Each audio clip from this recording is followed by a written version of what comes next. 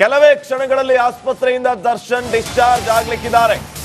ಬರೋಬ್ಬರಿ 45 ದಿನಗಳ ಬಳಿಕ ಬಿಜಿಎಸ್ ಆಸ್ಪತ್ರೆಯಿಂದ ದರ್ಶನ್ ಡಿಸ್ಚಾರ್ಜ್ ಆಗೋದಕ್ಕೆ ಕೌಂಟ್ ಡೌನ್.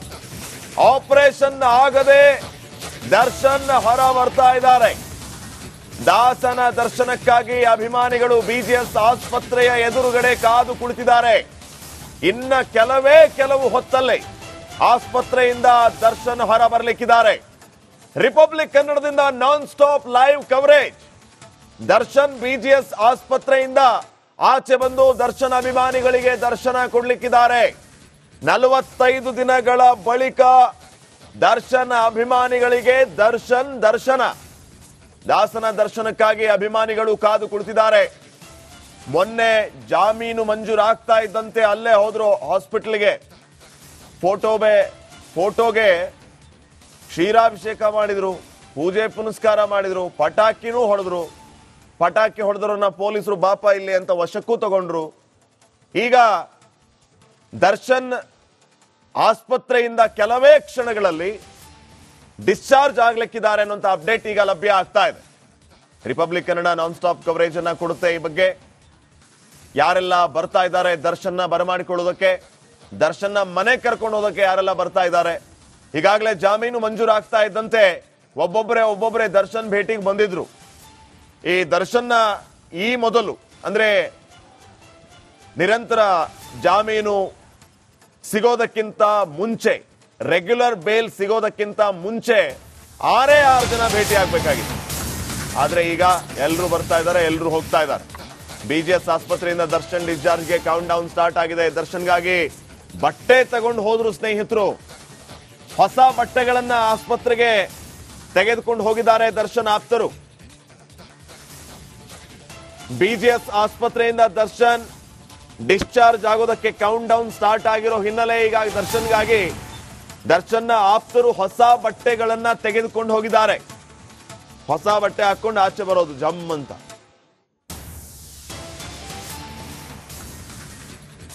ದರ್ಶನ್ ಆಪ್ತರೆಲ್ಲ ಈಗ ದರ್ಶನ್ ಭೇಟಿಯಾಗಿದ್ದಾರೆ ಬಿಜಿಎಸ್ ಆಸ್ಪತ್ರೆಯಲ್ಲಿ. ದರ್ಶನ್ಗಾಗಿ ಹೊಸ ಬಟ್ಟೆಗಳನ್ನು ತೆಗೆದುಕೊಂಡು ಹೋಗಿದ್ದಾರೆ. ಬಿಜಿಎಸ್ ಆಸ್ಪತ್ರೆ ಈಗ ದರ್ಶನ್ ಆರೋಗ್ಯ ಪರಿಸ್ಥಿತಿ ಹೇಗಿದೆ ಅನ್ನೋದು ಮುಖ್ಯ ಆಗುತ್ತೆ.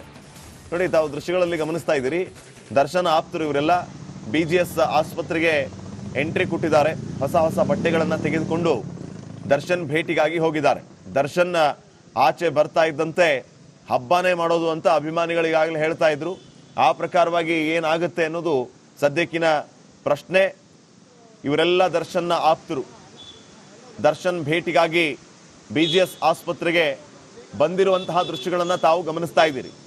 ಇವತ್ತು 7 ಜನ ಆರೋಪಿಗಳು ಜಾಮೀನಿನ ಮೇಲೆ ಆಚೆ ಬರ್ತಾ ಇದ್ದಾರೆ.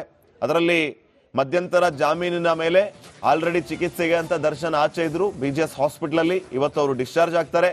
ಸೇರಿದಂತೆ Pavithra Gowda, Parappana ಅಗ್ರಹಾರದಲ್ಲಿರುವಂತಹ Pavithra Gowda surety process complete ಆಗ್ತಾ ಇದ್ದಂತೆ ಒಂದು 6 ಗಂಟೆ ಅಷ್ಟೊತ್ತಿಗೆ ಅವರು ಕೂಡ ಜೈಲಿಂದ ಆಚೆ ಬರ್ತಾರೆ. ಇವರನ್ನ ಹೊರತುಪಡಿಸಿದರೆ ನಂದೀಶ್, ಜಗದೀಶ್, ಅನುಕುಮಾರ್, ಲಕ್ಷ್ಮಣ, ನಾಗರಾಜ ಇವರು ಕೂಡ ಆಚೆ ಬರ್ಲಿಕ್ಕಿದ್ದಾರೆ. ಈ ಬಗ್ಗೆ ಇನ್ನಷ್ಟು ಮಾಹಿತಿಯನ್ನ ಕೊಡ್ತಾರೆ ಬಿಜಿಎಸ್ ಆಸ್ಪತ್ರೆಯಿಂದ ನೇರ ಸಂಪರ್ಕದಲ್ಲಿ ನಮ್ಮ ಕೊಲೀಗ ಸ್ಮಿತಾ ರಂಗನಾಥ್. ಸ್ಮಿತಾ, ಸದ್ಯಕ್ಕೆ ಬಿಜಿಎಸ್ ಆಸ್ಪತ್ರೆಯ ಮುಂಭಾಗದಲ್ಲಿ ಏನೆಲ್ಲ ನಡೀತಾ ಇದೆ? ಅಭಿಮಾನಿಗಳು ಬರ್ತಾ ಇದ್ದಾರೆ ಅಂತ ಕಾಣುತ್ತೆ. ಈಗ ಕೌಂಟ್ ಡೌನ್ ಸ್ಟಾರ್ಟ್ ಆಗಿರೋ ಹಿನ್ನೆಲೆ ಡಿಸ್ಚಾರ್ಜ್ ಆಗೋದಕ್ಕೆ ಏನ್ ಅಪ್ಡೇಟ್ಸ್ ಕೊಡ್ತೀರಿ?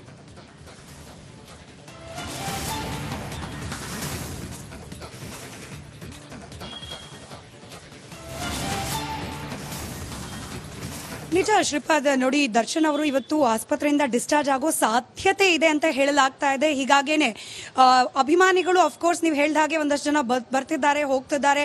ಅದನ್ನ ಹೊರತುಪಡಿಸಿದ್ರೆ ನಾವಿಲ್ಲಿ ಗಮನಿಸಲಿಕ್ಕೆ ಸಿಕ್ಕಿದ್ದು ದರ್ಶನ್ ಅವರ ಸ್ನೇಹಿತರು ಒಂದಷ್ಟು ಬಟ್ಟೆಯನ್ನ ತೆಗೆದುಕೊಂಡು ಬಂದು ಅವರಿಗೆ ಹಾಸ್ಪಿಟಲ್ನ ಹಿಂಭಾಗದಿಂದ ಕಾರ್ ಬಂದು ಒಳಗಡೆ ಎಂಟರ್ ಆಗ್ತಾರೆ, ಬಟ್ಟೆಯನ್ನ ಕೊಟ್ಟಿದ್ದಾರೆ ಅನ್ನೋ ಮಾಹಿತಿ ಇದೆ. ಅದನ್ನ ಹೊರತುಪಡಿಸಿದ್ರೆ ಆಸ್ಪತ್ರೆಯಿಂದ ಇವರೆಗೂ ಅಧಿಕೃತ ಮಾಹಿತಿ ಲಭ್ಯವಾಗಿಲ್ಲ. ಇವತ್ತೇ ಡಿಸ್ಚಾರ್ಜ್ ಆಗತ್ತಾ ಅಥವಾ ಸಂಜೆವರೆಗೂ ಆಗತ್ತಾ, ನಾಳೆ ಆಗತ್ತಾ? ಯಾಕಂತಂದ್ರೆ ಇದು ಕೇವಲ ಹಾಸ್ಪಿಟಲ್ನ ಡಿಸಿಷನ್ ಆಗೋದಿಲ್ಲ. ನಮಗೆ ಗೊತ್ತಿರೋ ಹಾಗೆ ಶುಕ್ರವಾರವೇ ರೆಗ್ಯುಲರ್ ಬೇಲ್ ದರ್ಶನ್ಗೆ ಸಿಕ್ಕಿದ್ರು ಕೂಡ ಆಸ್ಪತ್ರೆಯಿಂದ ಅವ್ರು ಡಿಸ್ಚಾರ್ಜ್ ಆಗಬೇಕು ಅಂದ್ರೆ ಕಾನೂನಾತ್ಮಕ ಪ್ರಕ್ರಿಯೆಗಳು ಕೂಡ ಒಂದಷ್ಟು ಜರುಗಬೇಕಾಗತ್ತೆ.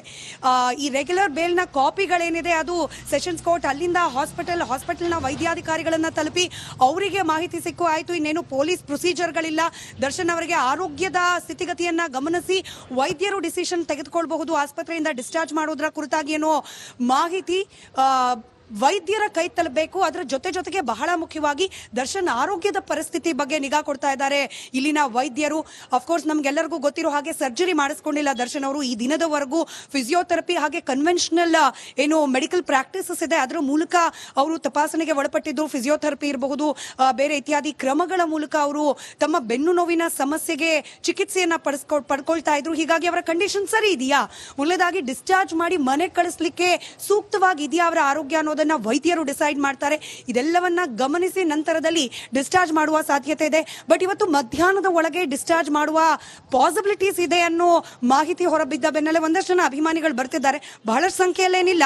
ಈ BGS ಆಸ್ಪತ್ರೆ ನಿಮಗೂ ಗೊತ್ತಿರೋ ಹಾಗೆ ಪ್ರಖ್ಯಾತ ಆಸ್ಪತ್ರೆ, ಸಾಕಷ್ಟು ಮಲ್ಟಿ ಸ್ಪೆಷಾಲಿಟಿ ಟ್ರೀಟ್ಮೆಂಟ್ಗಳು ಲಭ್ಯ ಇರೋದ್ರಿಂದ ಚಿಕಿತ್ಸೆಗೋಸ್ಕರ ಬಂದವರಿದ್ದಾರೆ. ಆ ಪೈಕಿ ಯಾರಿಗಾದ್ರೂ ದರ್ಶನ್ ವೈಯಕ್ತಿಕವಾಗಿ ಫೇವರೇಟ್ ಹೀರೋ ಆಗಿರೋ ಕಾರಣಕ್ಕೆ ಅವ್ರಿಗೂ ಒಂದು ಕುತೂಹಲ ಇರುತ್ತೆ, ಏನಾಗ್ತಿರ್ಬೋದು, ಬಿಡುಗಡೆ ಆಗ್ತಾರಂತೆ, ಮಾಧ್ಯಮಗಳಿರೋದ್ರಿಂದ ಸಹಜವಾಗಿ ಒಂದಷ್ಟು ಅಟೆನ್ಷನ್ ಕೂಡ ಗ್ರಾಬ್ ಆಗುತ್ತೆ. ಹೀಗಾಗಿ ಅಲ್ಲಲ್ಲಿ ಜನ ಓಡಾಡ್ತಿದ್ದಾರೆ, ಬಂದವರು ಹೋದವರು ಡಿಸ್ಚಾರ್ಜ್ ಅಂತ ಹೇಳಿ ಮಾಧ್ಯಮದವ್ರ ಹತ್ರನೇ ಮಾಹಿತಿ ಪಡಿತಿದ್ದಾರೆ ಅನ್ನೋದನ್ನ ಹೊರತುಪಡಿಸಿದ್ರೆ ಅಪಾರ ಸಂಖ್ಯೆಯಲ್ಲಿ ಏನು ಅಭಿಮಾನಿಗಳು ಬಂದಿಲ್ಲ. ಶ್ರೀಪಾದ್, ನಾವು ನೆನ್ಪಿಟ್ಕೊಳ್ಬೇಕು, ದರ್ಶನ್ ಅವರು ಇನ್ನೂ ಆರೋಪ ಮುಕ್ತರಾಗಿಲ್ಲ. ಬಹಳ ಮುಖ್ಯವಾಗಿ ಸಿಕ್ಕಿರೋದು ರೆಗ್ಯುಲರ್ ಬೇಲ್ ಅಷ್ಟೇ. ಈಗಲೂ ಕೂಡ ರೇಣುಕಾಸ್ವಾಮಿ ಕೊಲೆ ಪ್ರಕರಣದ ಆರೋಪ ದರ್ಶನ್ ಅವ್ರ ಮೇಲೆ ಇದ್ದೇ ಇದೆ. ಸಿಕ್ಕಿರೋದು ಬೇಲ್, ಹೀಗಾಗಿ ಆ ಬೇಲ್ನ ಆಧಾರದ ಮೇಲೆ ದರ್ಶನ್ ಅವ್ರ ಆಚೆ ಬರ್ಬೋದು. ನೀವಾಗಲೇ ಹೇಳ್ತಾ ಇದ್ದಾಗೆ ಕೇವಲ ದರ್ಶನ್ ಮಾತ್ರವಲ್ಲ, ಈ ಪ್ರಕರಣದಲ್ಲಿ ಇರೋದು ಒಟ್ಟು 17 ಮಂದಿ ಆರೋಪಿಗಳು. ಆ ಪೈಕಿ 12 ಮಂದಿಗೆ ಇದೀಗ ಬೇಲ್ ಲಭ್ಯವಾಗಿದೆ. ಆ 12 ಮಂದಿ ಪೈಕಿ 7 ಜನಕ್ಕೆ ಮೊನ್ನೆ ಶುಕ್ರವಾರ ಹೈಕೋರ್ಟ್ನಿಂದ ಬೇಲ್ ಸಿಕ್ಕಿರೋದು, ಇನ್ಕ್ಲೂಡಿಂಗ್ ಈ ಪ್ರಕರಣದ ಆರೋಪಿ ಸಂಖ್ಯೆ 1 ಪವಿತ್ರ ಗೌಡ ಅವರಿಗೆ ಶುಕ್ರವಾರ ಬೇಲ್ ಸಿಕ್ಕಿದ್ರು ಕೂಡ ಈವರೆಗೂ ಕಾನೂನಾತ್ಮಕ ಪ್ರಕ್ರಿಯೆಗಳು ಪೂರ್ತಿ ಆಗದ ಕಾರಣ ಆಕೆ ಇನ್ನು ಪರಪ್ಪನ ಅಗ್ರಹಾರ ಜೈಲಿನಲ್ಲಿದ್ದಾರೆ. ಇನ್ಫ್ಯಾಕ್ಟ್ ರಿಪಬ್ಲಿಕ್ ಕನ್ನಡದ ಮತ್ತೊಂದು ಟೀಮ್ ಪರಪ್ಪನ ಅಗ್ರಹಾರ ನನ್ನ ಕಲೀಗ ನಿಕೇಶ್ ಕೊಟ್ಟಾರಿ ಇದ್ದಾರೆ, ಹಾಗೆ ನಮ್ಮ ಕ್ರೈಮ್ ಬ್ಯೂರೋದ ರಿಪೋರ್ಟರ್ಸ್ ಕೂಡ ಇದ್ದಾರೆ. ಅಲ್ಲಿಂದಲೂ ಕೂಡ ನಾನ್ ಸ್ಟಾಪ್ ಅಪ್ಡೇಟ್ಗಳನ್ನ ನಮ್ಮ ವೀಕ್ಷಕರಿಗೆ ನೀಡ್ತಿರ್ತಾರೆ. ಪವಿತ್ರ ಗೌಡ ಸೇರಿದಂತೆ ಇನ್ನುಳಿದ ಆರೋಪಿಗಳು ಬೇರೆ ಬೇರೆ ಭಾಗದ ಜೈಲಿನಲ್ಲಿದ್ದಾರೆ. ನಮಗೆ ಗೊತ್ತಿದೆ ಪರಪ್ಪನ ಅಗ್ರಹಾರ ಜೈಲಿನಲ್ಲೇ ಎಲ್ಲ ಆರೋಪಿಗಳಿದ್ರು. ರಾಜಾತಿಥ್ಯ ನೀಡಲಾಗ್ತಿದೆ ಅವರಿಗೆ ಅನ್ನೋ ಆರೋಪ ಯಾವಾಗ ಕೇಳೋಕ್ ಸಿಕ್ತು, ಬಹಳ ದೊಡ್ಡ ಮಟ್ಟದಲ್ಲಿ ಚರ್ಚೆ ಆಯಿತು. ಇಡೀ ಬಂದಿಖಾನೆ ಇಲಾಖೆಯ ವ್ಯವಸ್ಥೆ ಅವ್ಯವಸ್ಥೆಗಳ ಬಗ್ಗೆ ಚರ್ಚೆ ಆಯಿತು. ಆಗ ಸ್ಪ್ಲಿಟ್ ಮಾಡಿದ್ರು ಎಲ್ಲ ಆರೋಪಿಗಳನ್ನ. ಈಗ ಒಬ್ಬೊಬ್ರು ಒಂದೊಂದು ದಿಕ್ಕುಪಾಲಾಗಿರೋದು. ಹೀಗಾಗಿ ಬೇಲ್ ಪಡೆದ 7 ಮಂದಿ ಪೈಕಿ ಒಬ್ಬರು ದರ್ಶನ್, ಆರೋಪಿ ಸಂಖ್ಯೆ 2 BGS ಆಸ್ಪತ್ರೆಯಲ್ಲಿ ಟ್ರೀಟ್ಮೆಂಟ್ಗೆ ಒಳಗಾಗಿದ್ರೆ ಆರೋಪಿ ಸಂಖ್ಯೆ 1 ಪವಿತ್ರ ಗೌಡ ಪರಪ್ಪನ ಅಗ್ರಹಾರ ಜೈಲಿನಲ್ಲಿದ್ದಾರೆ. ಉಳಿದ ಆರೋಪಿಗಳು ರಾಜ್ಯದ ಬೇರೆ ಬೇರೆ ಕಾರಾಗೃಹದಲ್ಲಿರೋದು. ಬಹುತೇಕ ಇವತ್ತು ಈ ಲೀಗಲ್ ಪ್ರೊಸೀಜರ್ಗಳು ಕಂಪ್ಲೀಟ್ ಆದ್ರೆ, ಜೈಲಿನ ಅಧಿಕಾರಿಗಳಿಗೆ ಆರ್ಡರ್ ಕಾಪಿ ಸಿಕ್ಕು ಅಲ್ಲಿನ ಪ್ರೊಸೀಜರ್ಗಳು ಮುಗಿದ್ರೆ ಎಲ್ಲರೂ ಕೂಡ ಇವತ್ತು ಸಂಜೆ ವೇಳೆಗೆ ತಮ್ಮ ತಮ್ಮ ಮನೆಯನ್ನ ಸೇರೋ ಸಾಧ್ಯತೆ ಇದೆ. ಆದ್ರೆ ಕ್ಯೂರಿಯಾಸಿಟಿ, ಆಬ್ವಿಯಸ್ಲಿ ಒಬ್ಬ ನಟ, ಪಾಪ್ಯುಲರ್ ನಟ, ಮಾಸ್ ಫಾಲೋಯಿಂಗ್ ಇರುವ ನಟ ಅನ್ನೋ ಕಾರಣಕ್ಕೆ ದರ್ಶನ್ ಅವರ ವಿಚಾರದಲ್ಲಿ ಸಾಕಷ್ಟು ಕುತೂಹಲ ಇರೋದು. ಸಾಧ್ಯ ಆದ್ರೆ ನಾನು ಕ್ಯಾಮ್ರಾ ಪರ್ಸನ್ಗೆ ರಿಕ್ವೆಸ್ಟ್ ಮಾಡ್ಕೊಳ್ತೀನಿ ಪ್ಯಾನ್ ಮಾಡಿ ತೋರಿಸಲಿಕ್ಕೆ. ಆಸ್ಪತ್ರೆಯ ಒಳಭಾಗಕ್ಕಂತೂ ಯಾರನ್ನು ಬಿಡ್ತಾ ಇಲ್ಲ, ಟೈಟ್ ಸೆಕ್ಯೂರಿಟಿ ಇದೆ. ಹಾಗೆ ದರ್ಶನ್ ಅವರು ಬಿಡುಗಡೆ ಆಗದೆ ಹೋದ್ರು ಕೂಡ ಡೇ 1 ಇಂದ ಯಾವಾಗ BGS ಆಸ್ಪತ್ರೆಗೆ ದರ್ಶನ್ ಬಂದು ಇಲ್ಲಿ ಅಡ್ಮಿಟ್ ಆದ್ರು ಆಗ್ಲಿಂದ ಕೂಡ ಮಿನಿಮಮ್ ಸೆಕ್ಯೂರಿಟಿ ಇದ್ದೇ ಇದೆ.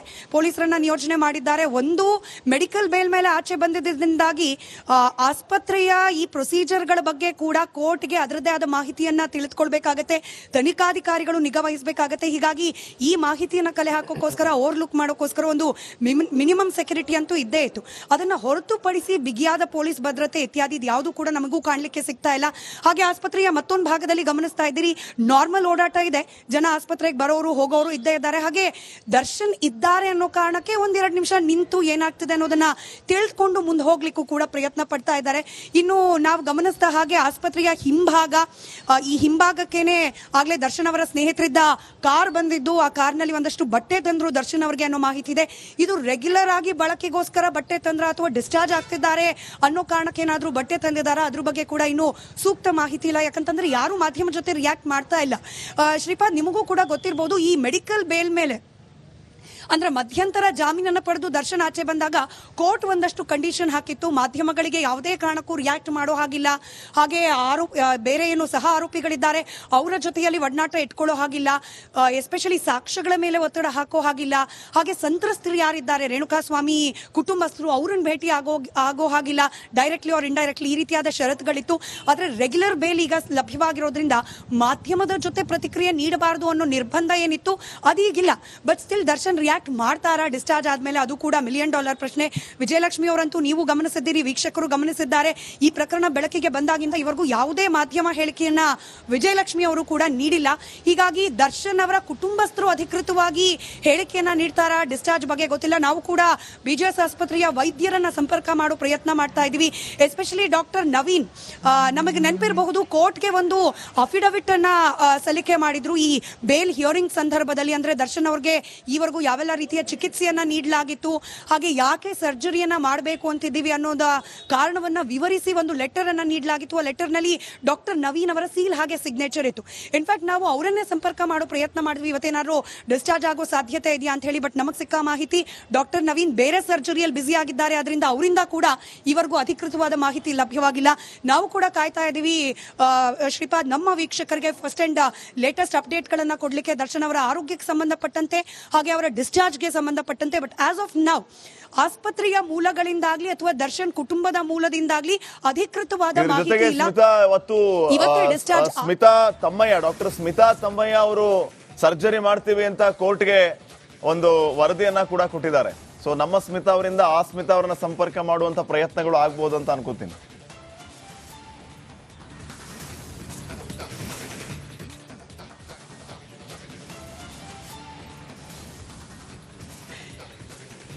ಎಸ್ ಎಸ್ ಅಫ್ಕೋರ್ಸ್ ನಾವು ಟ್ರೈ ಮಾಡಿದ್ವಿ, ಬಟ್ ಅವರ ಸಬಾರ್ಡಿನೇಟ್ ಆಗಿ ಡಾಕ್ಟರ್ ನವೀನ್ ಕೆಲಸ ಮಾಡ್ತಾ ಇರೋದು. ಹೀಗಾಗಿ ಮೊದಲು ಅವರನ್ನ ಸಂಪರ್ಕ ಮಾಡಿದ್ರೆ ನಂತರದಲ್ಲಿ ನಿಮಗೆ ಗೊತ್ತಿರೋ ಹಾಗೆ ಖಾಸಗಿ ಆಸ್ಪತ್ರೆಗಳು ವೈದ್ಯರು ಆಲ್ಮೋಸ್ಟ್ ನಾಟ್ ರೀಚಬಲ್ ಇರ್ತಾರೆ. ಬಟ್ ಸ್ಟಿಲ್ ನಮ್ಮ ವೀಕ್ಷಕರಿಗೆ ಅಪ್ಡೇಟೆಡ್ ಮಾಹಿತಿಯನ್ನ ಕೊಡಬೇಕು, ಹಾಗೆ ದೃಢೀಕೃತವಾದ ಮಾಹಿತಿಯನ್ನ ಕೊಡಬೇಕು ಅನ್ನೋ ಕಾರಣಕ್ಕೋಸ್ಕರ ನಾವು ಕೂಡ ಸಂಪರ್ಕ ಮಾಡಿದ್ವಿ. ನಾನಾಗ್ಲೇ ಹೇಳಿದಾಗೆ ಆಸ್ಪತ್ರೆಯ ಮೂಲದಿಂದಂತೂ ಈವರೆಗೂ ಡಿಸ್ಚಾರ್ಜ್ ಬಗ್ಗೆ ಯಾವುದೇ ಮಾಹಿತಿ ಇಲ್ಲ ಶ್ರೀಪಾದ್. ಬಟ್ ಈಗ ಇರೋ ಕಾರಣ ಏನಿದೆ ಅಂತ ಹೇಳಿ ನಾವು ಅವಲೋಕನ ಮಾಡಬಹುದು. ಅಂತಂದ್ರೆ ಈಗ ಸರ್ಜರಿ ಮಾಡಿಸ್ಕೊಳ್ತಿಲ್ಲ ಅಂತಂದ್ಮೇಲೆ ಫಿಸಿಯೋಥೆರಪಿ ಅಥವಾ ಕನ್ವೆನ್ಷನಲ್ ಟ್ರೀಟ್ಮೆಂಟ್ಗಳಿಗೋಸ್ಕರ ದರ್ಶನ್ ಇಲ್ಲೇ ಇರಬೇಕು ಅಂತೇನಿಲ್ಲ. ನಮಗೆ ಗೊತ್ತಿದೆ ಫಿಸಿಯೋಥೆರಪಿ ಎಲ್ಲ ಸೆಷನ್ಸ್ ಗಳ ಆಧಾರದ ಮೇಲೆ ಆಗುವಂಥದ್ದು, ಅಂದ್ರೆ ರೆಗ್ಯುಲರ್ ಆಗಿ ಹಾಸ್ಪಿಟಲೈಸ್ಡ್ ಆಗಿ ಅಡ್ಮಿಟ್ ಆಗಿ ಮಾಡಿಸ್ಕೊಳ್ಬೇಕು ಅನ್ನೋ ಅನಿವಾರ್ಯತೆ ಕೂಡ ಇರೋದಿಲ್ಲ. ಹೀಗಾಗಿ ಇವತ್ತೊಂದು ಸೆಷನ್, ಇನ್ನೆರಡು ದಿನ ಬಿಟ್ಟು ಮತ್ತೊಂದು ಸೆಷನ್, ಹೀಗೂ ಕೂಡ ಆಪ್ಷನ್ ಇರೋದ್ರಿಂದ ದರ್ಶನ್ ರಿಲೀಸ್ ಆಗಬಹುದು ಅಂತ ಹೇಳಿ. ಇನ್ನು ನಮ್ಗೊಂದು ಥಾಟ್ ಬರ್ಬೋದು, ಯಾಕೆ ಇಷ್ಟು ದಿನ ಸರ್ಜರಿ ಇಲ್ಲದೆ ಹೋದ್ರೂ ಕೂಡ ಬಿಜಿಎಸ್ ಹಾಸ್ಪಿಟಲ್ ಅಲ್ಲೇನೆ ಅಡ್ಮಿಟ್ ಇದ್ರು ದರ್ಶನ್ ಅಂತ ಹೇಳಿ. ಸಹಜವಾಗಿ ಅವರಿಗೆ ರೆಗ್ಯುಲರ್ ಬೇಲ್ ಸಿಕ್ಕಿರಲಿಲ್ಲ ಅನ್ನೋದು ಒಂದು ದೊಡ್ಡ ಕಾರಣ. ರೆಗ್ಯುಲರ್ ಬರ್ತೀವಿ, ಮತ್ತಷ್ಟು ಮಾಹಿತಿನ ಪಡ್ಕೊಳ್ತೀವಿ. ಮತ್ತೊಂದು